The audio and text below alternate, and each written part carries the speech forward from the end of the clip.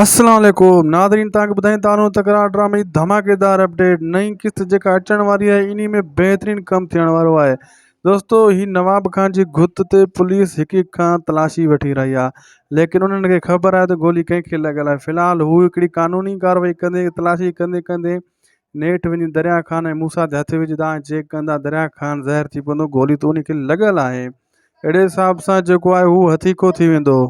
माई जेकी वनवाह में विहाईंदा, इहा जेको आहे दोस्तों नवाब खान अॻे ई मूंसा खे चई छॾियो त मीर शादी रुकराईंदो। उनखे त ख़बर आहे अहिड़ी प्लैनिंग सां मीर ते पुॼंदो, उनखे पुॼाइणो आहे ऐं मूंसा जी शादी रुकाइणी आहे।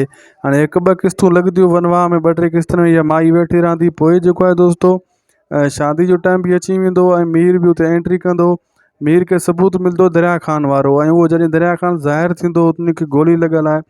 पोइ मीर सिधो ईंदो मूंसा जी शादी में चवंदो दरिया खान ज़ाहिर थियो आहे, उहो कातिल आहे ऐं तूं बि जेको आहे उन सां गॾियल हुए, तूं बि कातिल आहे। ऐं शादी रुकाइण जी कोशिशि कंदो। नवाब खान जो प्लान कामयाबु थी वेंदो। नवाब खान जे प्लान ते पुलिस बि अची वेंदी, मूंसा गिरफ़्तार थी वेंदो, हथीको थी वेंदो ऐं नवाब खान सचो बि थी वेंदो। मूंसा खे चवंदो मूं तोखे अॻे ई चयो हुयो।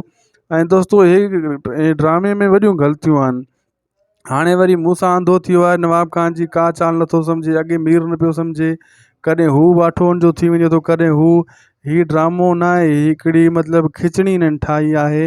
रुॻो हवाल करनि था शेर अली जी वॾे अदाकार खे हिकिड़ो न हल्को फुल्को किरदारु चोरे नारो ॾेई छॾियो अथनि। बहरहाल जीअं तव्हांखे सुठो लॻे कमेंट में ज़रूरु ॿुधाईंदा।